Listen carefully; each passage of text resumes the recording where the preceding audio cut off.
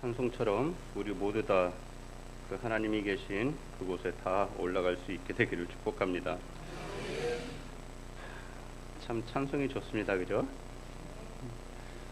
날마다 우리 하나님을 찬양하며 우리 하나님을 즐거워하는 그 삶이 가장 복된 줄 믿습니다.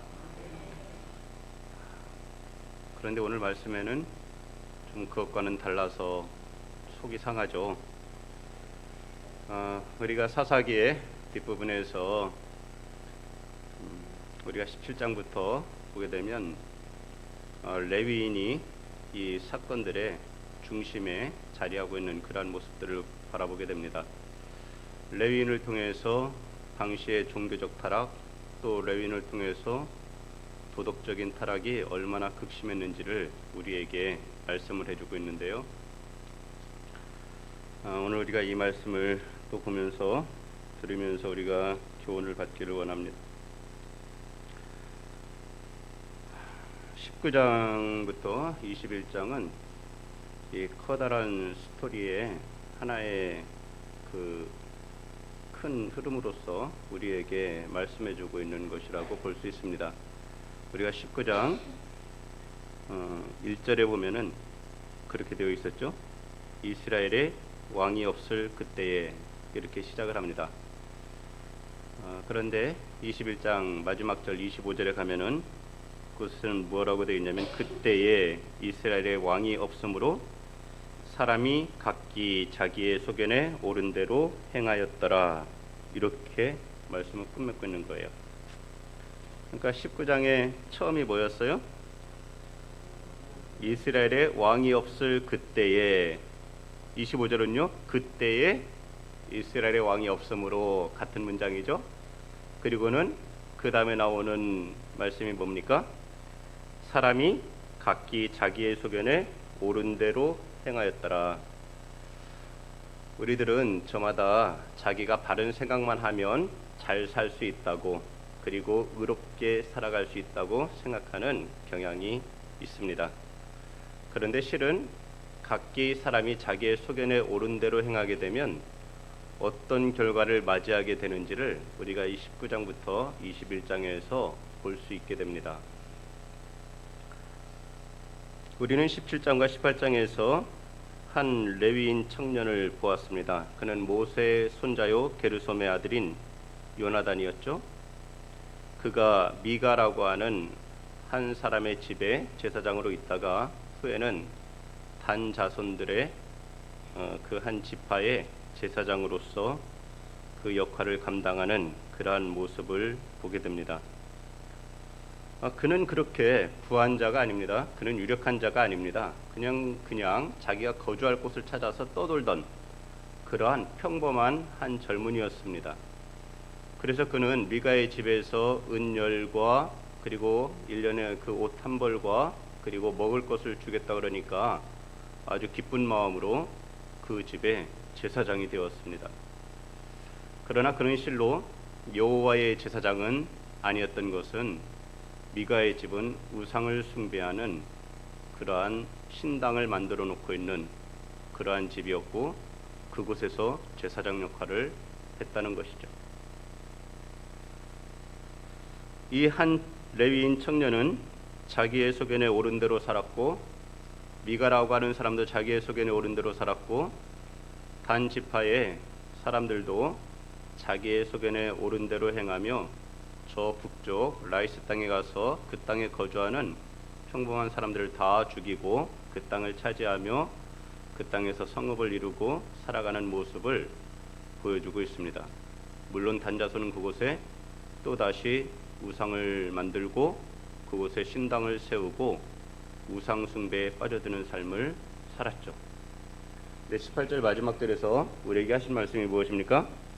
하나님의 집이 실로에 있을 동안에 미가가 만든 바 새긴 신상이 단 자손에게 있었더라. 하나님의 집이 실로에 있을 동안에, 하나님의 집이 이스라엘 땅, 약속의 땅, 에브라임 지파 지경 안에 있는 실로에 있었단 말이에요. 하나님의 회막이. 그럼에도 불구하고 하나님의 택함 받은 백성이라고 하는 그 자손 한 지파가 적극적으로 우상 숭배의 삶으로 빠져들어간 것을 18장 마지막 절은 우리에게 고발을 하고 있습니다. 19장에서 또다시 바로 시작되는 그곳에 보니까 1절에 어떤 레위 사람이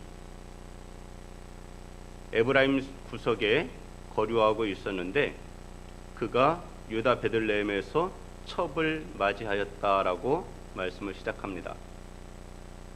여러분, 레위인, 그러면 레위인은 어떤 사람들이에요?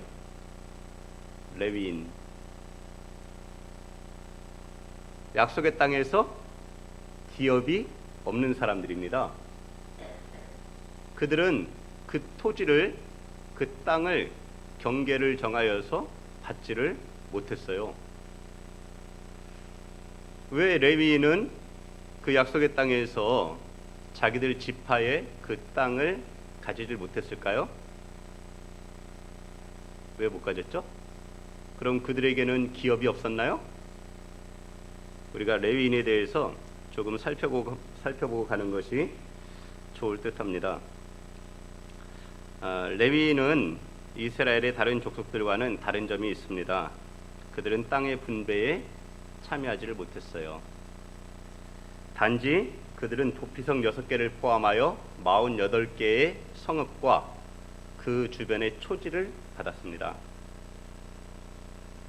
그러면 그들은 실은 한 땅을, 한 경계를 정하여서 어느 일정한 범위의 땅을 가진다면 그곳에서 나는 모든 것들을 그 지파가 누릴 수가 있는 거잖아요. 그런데 이 레위인들은 그냥 성읍을 받고 그 성읍에 거주하는 것이고, 단지 주변에 초지를 받았다고 하는 것은 그냥 양들을 돌볼 수 있는, 그들을 먹일 수 있는 그러한 정도를 받은 거예요. 농사하거나 그러한 것이 아닌 것이죠. 경작하는 땅이 아닌 것입니다. 그러면 레위인들은 왜 그렇게 되었을까? 이유가 있습니다. 우리가 출애굽 당시에 시내산 앞으로 우리가 한번 찾아가 봐야 되는데요. 이스라엘 백성들이 애굽을 나와서 광야길을 지나면서 하나님의 산, 그 시내산에 이제 이르게 되었습니다. 그리고 그들은 그 시내산 앞에서 하나님과 계약을 체결하게 돼요. 그게 뭐냐면 19장에 나와 있는 말씀이죠. 하나님께서 모세를 통해서 이스라엘 백성들에게 이렇게 말씀하셨습니다. 세계가 다 내게 속하였나니 너희가 내 말을 잘 듣고 내 언약을 지키면 너희는 모든 민족 중에서 내 소유가 되겠고 너희가 내게 대하여 제사장 나라가 되며 거룩한 백성이 되리라 하는 이러한 말씀을 모세를 통해서 이스라엘 백성들에게 하셨어요. 이스라엘 백성들이 뭐라고 대답했을까요? 네? 뭐라고 했을까요? 성경을 요즘 열심히 읽기 때문에 다 알고 계시는데 꼭 대답을 안 하시더라고요. 이게 한국인의 특성이라고요? 대답을 안 하는 게? 그들이 뭐라고 대답을 했냐면 여호와께서 명령하신 대로 우리가 다 행하리이다 하고 하나님께 응답했습니다. 그랬더니 하나님께서 이제 그들에게 말씀하시는 거예요. 너희는 이 3일 동안 너희를 정결케 하고 내가 3일 후에 임할 텐데, 강림할 텐데 그날을 준비해서 너희는 다 깨끗하게 해라. 옷을 다 빨아알고, 그리고는 너희가 여자도 가까이 하지 말고 너희를 자신을 정결케 하라고 하나님이 말씀을 하신 것이죠. 그리고 산 아래 경계를 두고 그 산에 가까이 오지 못하게 하시고는 3일 후에 하나님께서 시내산에 강림하셨습니다. 그리고 하나님이 강림하시고서는 10계명을 하나님이 말씀하시는 거예요. 이스라엘 백성들이 하나님의 그 음성을 듣는데 굉장히 두려웠습니다. 하나님의 음성은 우레소리 같았습니다. 그 산에 하나님이 임재하실 때 번갯불이 번쩍거리고, 그리고는 그곳에 화염이 충천하고, 그리고는 우레소리가 들리는 중에 하나님께서 십계명을 들려주신 것이죠. 그때 이스라엘 백성들이 너무나 두려워서 뭐라고 얘기를 했냐면, 하나님이 직접 우리에게 말씀하시지 말고 모세를 통해서 우리에게 말씀하세요. 우리가 너무 무섭습니다. 그래서 하나님께서는 이 백성들의 요구를 들어주셨어요. 그래, 모세를 통해서 하나님께서 말씀하시려고 이제 모세를 산으로 올라오게 하셨습니다. 그래서 모세는 그 산 위로 그 빽빽한 구름 가운데로 들어갔죠. 백성들이 보기에 모세의 모습은 보이지 않았습니다. 그런데 모세가 그 산에 들어갔는데요, 40일 동안 나오질 않는 거예요. 그러니 이스라엘 백성들이 생각할 때에 모세가 그 산에 올라갈 때에 무언가 먹을 것을 싸갖고 간 것도 아니고 몇 사람을 데리고 같이 가서 안전이 보장된 것도 아니고 그렇게 그 흑암 그곳으로 빽빽한 구름 안으로 그가 들어가서 나오질 않으니까 이스라엘 백성들은 너무나 두려웠습니다. 지금까지 자기를 인도하던 그 모세가 눈앞에 보이지 않으니 어떻겠어요? 두려웠죠. 그리고 무엇인가 그들은 다른 것을 찾기 시작했습니다. 여러분 참 납득이 안 되시죠, 그죠? 아니, 하나님께서 강림하시고 그 시내 산에 하나님의 강림하신 그 모습이 그렇게 보여지고 있는 중에도 이스라엘 백성들은 무언가 다른 것을 찾고 있다는 거예요. 그래서 결국 그들이 만들어낸 게 뭡니까? 금송아지잖아요. 그래서 금송아지를 만들게 된 거예요. 40일이 끝나갈 때 그들이 금송아지를 만들고 거기에서 춤을 추며 뛰놀며 그들이 그곳에서 축제를 벌이고 있었습니다. 하나님께서 모세를 빨리 내려가라고 하셨죠. 모세가 내려와서 보니까 이스라엘 백성들이 그러고 있는 거예요. 하나님이 주신 십계명의 돌판을 던져서 금송아지를 깨뜨려 버리고, 그리고는 그들 가운데에서 모세가 이야기를 했습니다. 그들을, 그곳에 뛰놀던 그들을 갖다가 다 죽이기를 원했어요. 그때 하나님 편에 설 자가 누군가 모세가 말했을 때 그때 한쪽에 나선 사람들이 바로 레위인들이었습니다. 그 레위인들이 그날에 이스라엘 백성들 가운데 3,000명을 죽였어요. 그리고 모세가 말을 했습니다. 오늘 너희가 여호와께 헌신했다는 것이죠. 그러니 하나님께서 오늘 너희에게 복을 내리시리라, 이렇게 모세가 얘기를 했습니다. 그리고는 후에 보니까 하나님께서 이 레위를 가리켜서 하나님이 뭐라 하냐면 레위는 내 것이다 라고 하나님이 말씀을 하세요. 그러면서 이스라엘 백성들 가운데에서 레위 지파를 구별해서 하나님의 것으로 삼으시고, 그리고는 그 레위인들로 하여금 하나님의 회막에서 제사장들을 도와 하나님을 섬기는 직무를 그들로 감당하게 했습니다. 그러면서 그들이 하나님께 속했기 때문에 그들은 그 약속의 땅에서 기업을 받을 수가 없었던 거예요. 그러면 그들의 기업은 뭐예요? 레위인들의 기업은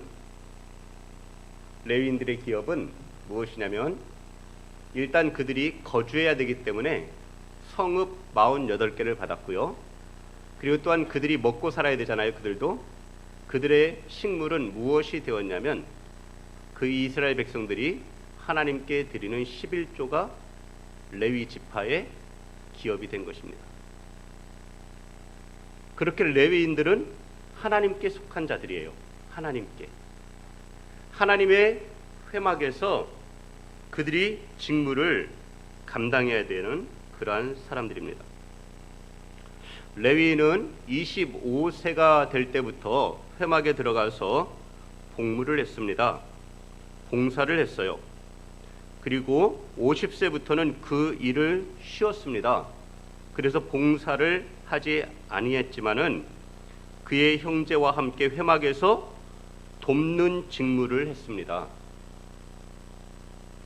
그러니까 특별하게 25세에서 50세는 아무래도 짐승을 잡고 그리고 그것을 이제 하나님 앞에 제물로 드릴 때 필요한 일들에 있어서 힘써야 될 일들을 그들이 했지만, 그 나이가 더 든 사람들도 그냥 놀고 먹는 것이 아니라 그 안에서 마땅히 그 형제들을 도와서 할 일을 했단 말이죠. 그러니까 보면은 레위인들은 하나님과 가장 가까이 있는 사람들입니다. 그들이 광야에서 진을 형성했을 때도 그때도 회막이 있으면 그 회막 둘레에는 누가 그곳에 머물렀냐면 레위인들이 머물렀고, 그 바깥으로 이스라엘 12지파가 진영을 꾸렸습니다.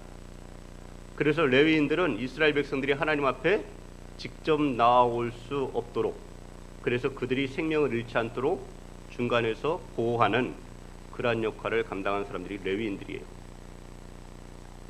그런데 지금 우리가 지난번에 보았던 17장 18장에서 레위인이 무엇을 하고 있어요? 새로운 곳을 찾아가서 어느 한 집에 자신이 제사장의 역할을 감당할 사람이 아님에도 불구하고 자신이 제사장의 역할을 감당하는데, 여호와 하나님을 섬기는 제사장이 아니라 우상을 숭배하는 그 신당의 제사장 역할을 하고 있었잖아요. 그리고는 또 더 많은 것을 주겠다니까 이제는 한 집의 제사장에서 한 지파의 제사장으로 나아가면서 그 마음이 즐거워했단 말이죠. 뭔가 레위인이 자신의 본분을 잃은 것 같지 않아요?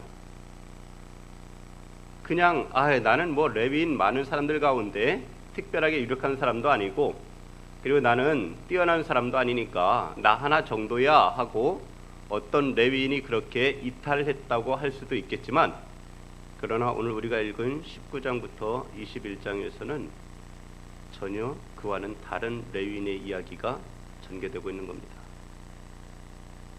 오늘 말씀을 보세요. 그 레위인이 첩을 맞이하였습니다. 첩을 맞이했어요. 아니, 레위인이 첩을 맞이할 정도가 되었다는 얘기는 뭐예요? 레위인이 부를 획득했다는 것이고, 또한 그가 타락하기 시작했다는 거예요. 그런데 2절의 말씀에 보면은 더 심각한 일이 나타나고 있습니다. 그 첩이 행음하고 남편을 떠나 유다 베들레헴 그의 아버지의 집에 돌아가서 거기서 넉 달 동안을 지내매, 이렇게 말씀하고 있는데요. 근데 실은 여기에서 번역되지 않은 부분이 있습니다. 원문에는 있는데 번역되지 않은 것이 있어요. 여기에서 이 여인이 이 행음했다고 하는 이것은 실은 상당히 심각한 행음을 한 것입니다. 거기서 쓰는 단어가 뭐냐면 직업적인 음란 행위 또는 그와 같은 성향의 행음을 가리키는 단어를 사용하고 있어요. 근데 문제는 그 단어 뒤에 나오는 전치사로 쓰이고 있는 하나의 단어가 있습니다. 그것은 알라이우라고 하는 그러한 단어인데요. 이것이 무슨 뜻이냐면 그에게 대항하여, 그에게 반대하여, 이런 뜻이에요. 그러니까 자기 남편의 그 남편 레위인에 대항하여서 이 첩이 행음하였다는 거예요. 그 얘기는 무엇이겠어요? 이 레위인이 행음하는 사람이었다는 거예요. 그 남편이 행음하니 이 첩도 그 남편처럼 행음하고, 그리고는 그가 그 남편에게 화가 나서 그 집을 떠나서 자기 아버지의 집으로 돌아가 버린 것입니다.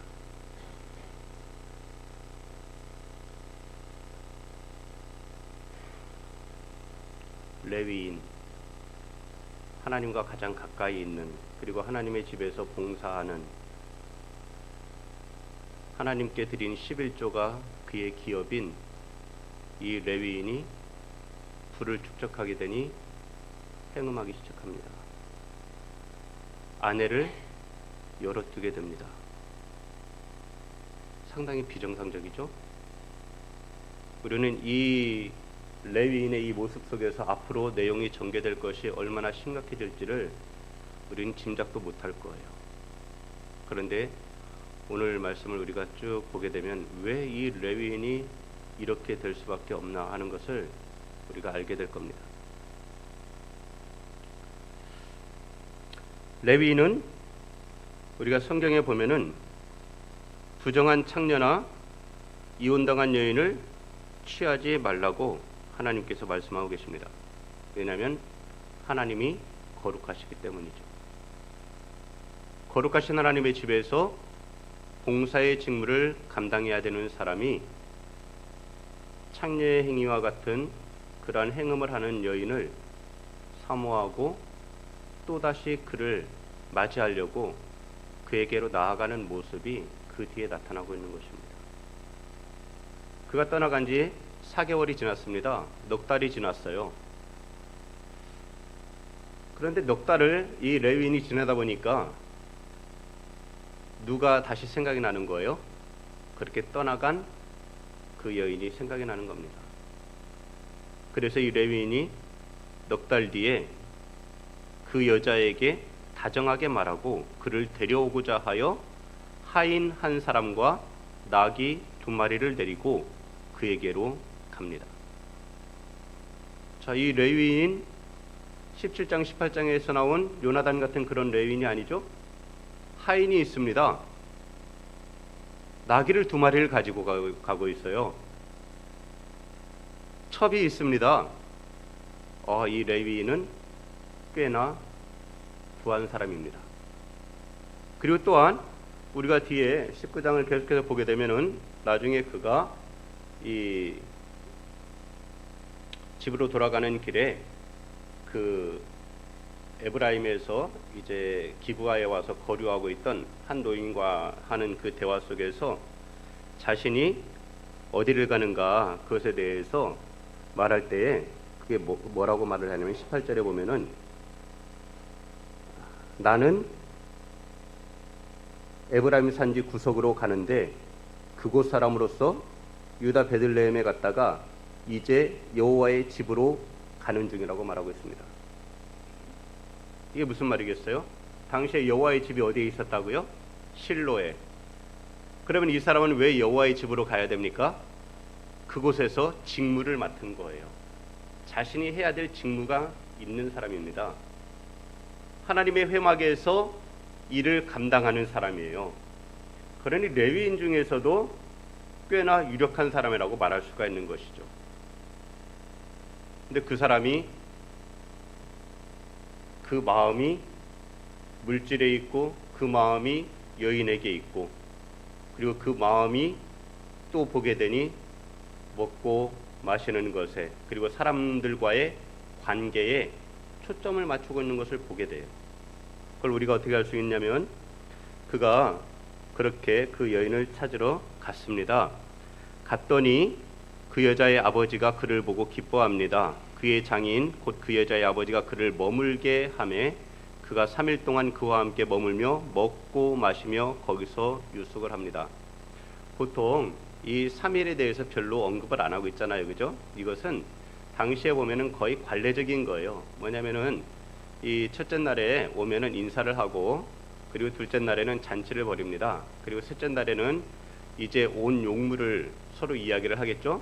그렇게 3일 동안 이 잔치가 벌어지는 거예요. 그러고 나면 이제 그 용물을 마치고 나면 이제 집으로 가면 되는 겁니다. 그러니까 보통 3일 동안에 일하는 환대는 당시에 보면은 뭐 지극히 일반적인 그런 거라고 볼 수도 있는 그런 상황이에요. 그래서 그냥 오늘 우리가 읽은 말씀에도 보면은 3일 동안 그와 함께 머물며 먹고 마시며 거기서 유숙하다가 이렇게 간략하게 말하고 있는 거예요. 그런데 그 다음에 나오는 것이 뭐예요? 넷째 날이 되었어요. 아침에 일찍이 이 레위인이 떠나고자 했습니다. 근데 그 여자의 아버지가 그의 사위에게 말합니다. 떡을 조금 먹고 그대의 기력을 돋운 후에 그대의 길을 가라. 이스라엘 같은 경우에는 한낮에는 매우 덥잖아요. 그죠?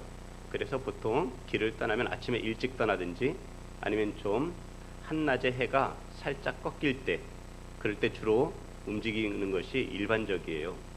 그러니까 이 레위인도 아침에 일찍이 출발하려고 했는데 그의 장인이 무언가 아쉬운 거예요.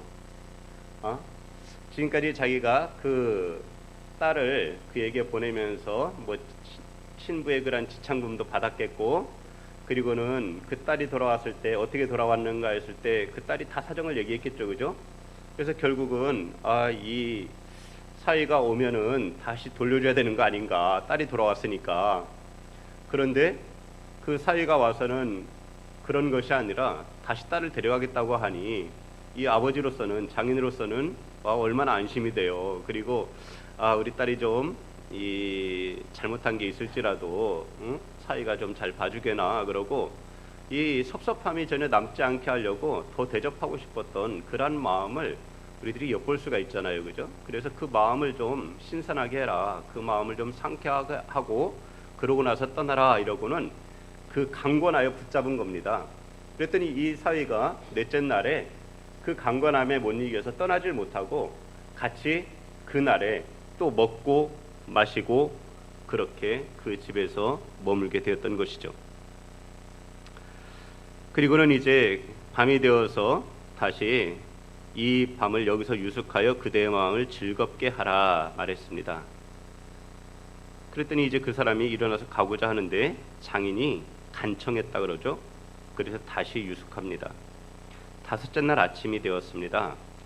일찍이 일어나 떠나고자 하였는데 그 여자의 아버지가 또 청하는 거예요. 여기서는 이렇게 그냥 청한다 이렇게 하지만 실은 거의 그냥 이렇게 붙잡고 매달리며 간청하는 그러한 표현들이거든요. 그래서 또 그렇게 붙잡고 그렇게 이야기를 하니 이 레위인이 또 같이 그 음식을 먹게 됩니다. 그렇게 하고서 그리고는 그 아버지가 하는 말이, 장인이 하는 말이, 그대의 기력을 돋우고 해가 기울도록 머물라. 그러니까 뭐예요? 해가 좀 더위가 좀 가시면 그러면 출발해도 늦지 않지 않느냐, 이런 얘기를 하는 거예요. 그래서 또 그 장인의 그 권유를 뿌리치지 못하고 이 레위인이 그곳에서 또 같이 그 낮을 보내게 됩니다. 그리고 이제 그러다 보니까 시간이 조금씩 가죠. 그러다가 이제 날이 저물어 갑니다. 그래서 그 장인은 또 하는 말이 또 머물르라는 거예요. 여기서 유숙하여 그대의 마음을 즐겁게 하고 내일 일찍이 그대의 길을 가서 그대의 집으로 돌아가라, 이렇게 이야기를 했습니다. 그런데 이 레위인이 마음이 어떻겠어요? 자기가 무엇을 해야 되는 사람이에요? 하나님의 집에서 직무를 감당해야 되는 사람일 거 아닙니까? 근데 지금 벌써 몇째 날이에요? 네? 벌써 이 집에 온 지 지금 다섯째 날이에요. 이제 곧 다음 날이 되면 안식일이 시작이 됩니다. 그런데 이 레위인은 아직도 베들레헴에 있는 거예요. 오늘날 같으면 차를 타고 가면은 뭐 멀지 않은 거리니까 금방 수응하고 가겠지만은 당시에는 그래도 나귀를 타고 그렇게 간다 해도 결코 그 길이 그냥 평탄한 길은 아니지 않습니까? 시간이 꽤나 걸리는 그러한 길입니다. 그래서 결국 이 레위인이 안 되겠는 거예요. 그래도 아무리 그렇다 해도 이제는 가야 될 만한 그러한 더 머뭇거릴 수가 없습니다. 그래서 그 늦은 시간에 길을 나서기 시작한 거예요. 그 사람이 다시 밤을 지내고자 하지 아니하여 일어나서 떠나 여부스 맞은편에 이르렀으니 여부스는 곧 예루살렘이라. 안장 지은 나귀 2마리와 첩이 그와 함께 하였더라. 그러니까 이 사람이 자기 그 첩을 데리고 오려고 나귀 2마리를 가져갔잖아요, 그죠? 하나는 자기가 탈 거고 하나는 그 첩이 탈 거고. 그렇게 해서 나귀를 타고 길을 떠나지만, 그러나 그 나귀가 얼마나 빨리 가는 그런 게 아니잖아요. 나귀는 끈기 있게는 가지만 그러나 빠르진 않잖아요. 이렇게 나귀가 갔는데 보니까 뭐예요? 벌써 여부스 맞은편에 이르렀을 때 해가 지는 겁니다. 그러니 더 나아갈 수가 없는 상황이 되었죠. 오늘 이 한 레위인의 모습을 가만히 보는 겁니다. 이 레위인 부자입니다. 유력한 사람이에요. 가지고 싶은 것은 가질 수 있는 그러한 사람입니다. 그런데 이 레위인의 마음에 하나님을 경외하는 마음이 어느 만큼 있을까를 가만히 생각을 해봅니다. 그는 하나님의 말씀이 그 마음에 머물지 않는 사람인 것 같아요. 보통 우리가 성경을 읽다 보면 이 특별한 그러한 죄들이 있습니다.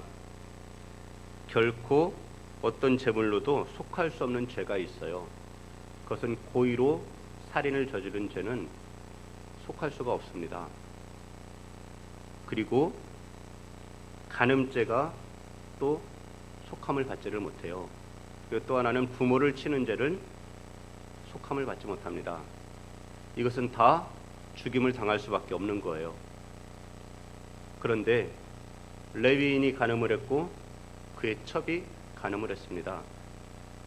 그런데 그것에 대해서 어떤 의식이 없는 거예요. 하나님의 말씀이 그의 마음에 머물러 있지 않는 겁니다. 그가 여호와의 집에서 그 회막에서 직무를 감당하는 사람임에도 불구하고 그는 미리 그곳에 도착해서 다음 직무를 감당하기 위해서 자신을 성결케 하고 그리고 그 직무에 나아가야 하지만은 이 사람은 장인의 간청을 뿌리치지 못하고 그와의 관계 그리고 자기 첩과의 관계 여러 가지 것들을 생각하면서 자신이 마땅히 해야 할 그 직무에 대한 의식이 흐릿해져 버리는 이러한 모습을 볼 수가 있습니다.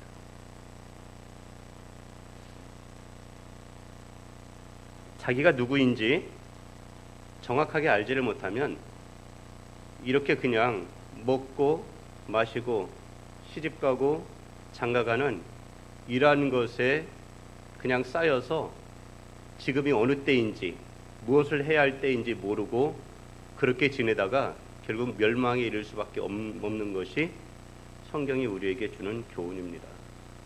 우리가 마태복음 24장에 보면 예수님께서 마지막 때에 어떤 모습이 될 것인가에 대해서 말씀을 하실 때 노아 홍수 때를 비유로 말씀을 하셨습니다.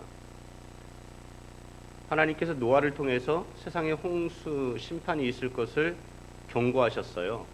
근데 사람들이 하나님의 그 경고하심이 있음에도 불구하고 노아가 방주를 지으면서 하나님의 그 말씀이 곧 임할 거라고 하는 것을 실제로 증거하고 있음에도 많은 사람들이 그냥 그것을 농으로 여기고 먹고 마시고 시집가고 장가가는 일에 몰두하면서 그냥 그것을 경고로 받아들이지 않게 되는 것을 보게 됩니다. 그러다 보니 어느 날 갑자기 방주의 문이 닫히고 땅에서 하늘에서 비가 쏟아지고 샘들이 터져서 물이 차오르는 그러한 것을 직접 보게 되는 것이죠. 그러나 그때에는 이미 때가 늦었습니다. 이 레위인은 지금 자신이 행하고 있는 이러한 모습들이 하나님 앞에서 어떻게 비춰질지에 대해서 전혀 의식하지 않고 살아가는 사람 같지 않습니까? 저는 성경에서 우리 초등부 친구들에게도 제가 늘 하는 얘기지만 저는 에녹을 굉장히 좋아합니다. 에녹에 대한 것은 굉장히 짧지만 그러나 하나님을 기쁘시게 하는 증거를 받은 사람은 에녹이에요. 히브리서 말씀을 보면 그는 하나님을 기쁘시게 하는 자라는 증거를 받았는데 그 증거가 뭐냐면 하나님께서 그를 데려가신 겁니다. 하나님이 왜 데려가셨을까요?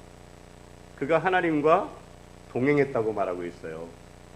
성경이 에녹에 대해서 말하는 것은 그가 65세에 아들을 낳고 그리고 그때부터 하나님과 동행하는 삶을 철저하게 해나갔다는 거거든요. 그 아들의 이름을 무드셀라로 지었습니다. 하나님께서 곧 창을 던져 세상을 심판하실 것을 바라본 에녹은 그날로 하나님과 동행하는 삶을 시작하는 거예요. 그리고 당시에 사람들이 900세를 살던 시대에 그가 65세 때부터 300년을 하나님과 동행하기 시작합니다. 그렇게 하나님과 300년을 동행했을 때 하나님께서 그를 데려가신 거예요. 제가 우리 아이들에게 뭐라고 말하는지 아십니까? 얘들아, 너희도 한 90년을 살 거야. 근데 너희가 3분의 1을 하나님과 동행해봐. 너희가 30년을 하나님과 철저하게 동행한다고 해봐. 하나님이 너희를 얼마나 기뻐하실지. 하나님께서 너희를 에녹처럼 여기실 거야. 그런 얘기를 합니다. 저는 우리 성도 여러분에게도 똑같이 말하고 싶어요. 하나님의 지금 이 시대를 어떻게 바라보시는지 그것을 보게 되면 우리들이 먹고 마시고 시집가고 장가가는 일에 이 몰두할 수가 없습니다. 우리가 깨어서 일어나야 되고 깨어서 기도하며 깨어서 하나님과 동행하는 삶을 시작하셔야만 되는 거예요. 우리가 항상 기도하기를 힘써야 됩니다. 항상 성도들을 돌아봐야 됩니다. 교회를 힘써 섬기셔야 돼요. 영혼 구원을 위해서 여러분이 힘을 다하셔야 됩니다. 우리 장로교 헌법에 보면은 이 직무가 있어요. 직무. 성도의 직무는 말하고 있지 않지만은 장로의 직무와 집사의 직무, 권사의 직무 이러한 부분을 말하고 있는데요. 우리 장로님들은 뭐라고 했냐면 5가지를 얘기했습니다. 교회의 실정적 관계를 총괄한다. 그리고 도리 오해나 도덕상 부패를 방지한다. 그러니까 교리를 잘못 알고 있는 거나 또는 도덕적으로 부패한 모습들이 보이면 그것을 방지해야 된다는 거예요. 또한 일어나지 않도록 방지해야 된다는 것이죠. 세 번째는 교우를 신방하되 위로하고 교훈하고 간호해야 된다. 네 번째는 교인의 신앙을 살피고 위하여 기도한다 그랬습니다. 장로는 교인과 함께 기도하며 위하여 기도하고 교인 중에 강도의 결과를 찾아본다. 강도의 결과는 말씀을 듣고 과연 그 들은 말씀대로 실천하며 살아가고 있는지, 아니면은 하나님의 말씀, 들은 말씀과는 전혀 상관없이 내 마음대로, 내 생각대로, 자기 소견에 옳은 대로 살아가고 있는지 살피라는 것입니다. 그리고 특별히 신방할 자를 목사에게 보고한다. 이렇게 해서 장로의 직무를 5가지를 말하고 있어요. 집사의 직무가 있습니다. 집사의 직무는 목사, 장로와 합력하여 빈핍, 곤궁한 자를 권고하며 환자와 갇힌 자와 과부와 고아와 모든 환난당한 자를 위문하되 당회 감독 아래서 행하며 교회에서 수금한 구제비와 일반 재정을 수납 지출한다. 그랬습니다. 여러분, 집사의 직무가 꽤 중합니다. 그죠? 여러분, 집사가 할 일이 많습니다. 집사는 이 발에서 먼지가 나도록 뛰어다니며 일해야 되는 게 집사입니다. 권사의 직무가 있습니다. 권사는 당회의 지도 아래 교인을 방문하되 병환자나 환난을 당하는 자와 특히 믿음이 연약한 교인들을 돌보아 권면한다 그랬습니다. 여러분, 각자 교회 안에서 직분을 받았어요. 장로로, 어떤 분은 집사로, 어떤 분은 권사로 직분을 받았습니다. 여러분, 자신의 직분을 늘 생각하셔야 됩니다. 이 레위인이 자신이 무엇을 해야 하는 사람인지 그것을 정확하게 인식하고 있고, 자기가 어느 곳에서 누구 앞에서 자기가 하는 일이 무슨 일인지를 정확히 알고 있었다고 한다면 이 사람이 이렇게 불을 가지고 자신을 방임하는 이러한 상황 가운데 나아가지 않았을 거예요. 하나님께서는 레위기의 말씀을 통해서 분명하게 하시는 말씀이 있었습니다. 그것은 뭐냐면 너희는 거룩하라는 것이었어요. 내가 거룩하니 너희도 거룩할지니라 라고 말씀하셨습니다. 그것이 바로 레위인이 그리고 또한 모든 성도들이 하나님 앞에서 해야만 되는 그러한 모습인 거예요. 여러분, 우리들도 다 레위인입니다. 우리가 말라기서 2장에 보면은 4절 이하에 이런 말씀이 있습니다. 만군의 여호와가 이르노라 내가 이 명령을 너희에게 내린 것은 레위와 세운 나의 언약이 항상 있게 하려 함인 줄을 너희가 알리라. 레위와 세운 나의 언약은 생명과 평강의 언약이라. 내가 이것을 그에게 준 것은 그로 경외하게 하려 함이라. 그가 나를 경외하고 내 이름을 두려워하였으며 그의 입에는 진리의 법이 있었고 그의 입술에는 불의함이 없었으며 그가 화평함과 정직함으로 나와 동행하며 많은 사람을 돌이켜 죄악에서 떠나게 하였느니라. 이것이 바로 하나님의 말씀을 맡았던 레위인이 해야만 되는 거였어요. 자신이 먼저 하나님 앞에서 거룩한 삶을 살고 또한 많은 사람들을 돌이켜서 죄악에서 떠나게 해야 되는 것이 바로 레위인의 직무였습니다. 바로 오늘 영적 레위인인 우리들에게 하나님께서 동일하게 일하는 것을 요구하는 것 같지 않습니까?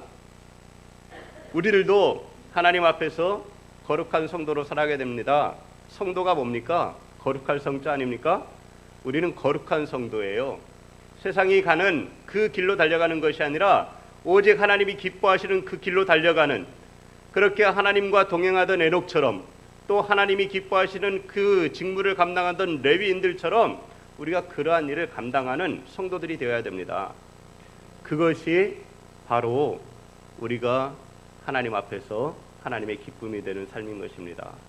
또한 그렇게 살아갈 때에 하나님께서 우리를 통해서 하나님이 원하시는 일들을 이루어 내실 겁니다. 그러니 우리들의 삶이 하나님 앞에서 얼마나 영광스럽겠어요. 내가 하나님께 쓰임 받아서 많은 사람들을 죄악에서 돌이키게 하고 많은 영혼을 구원하는 데 우리가 쓰임을 받는다면, 그럼 우리가 하나님 앞에서 얼마나 큰 영광을 누리는 사람들이 되겠습니까? 그러니 땅에서 먹고 마시며 시집가고 장가가는 일에 마음 쏟지 마시고 하나님이 기뻐하실 일, 그 일을 더욱 사모하며 살아가시는 성도 여러분이 되시기를 축복합니다.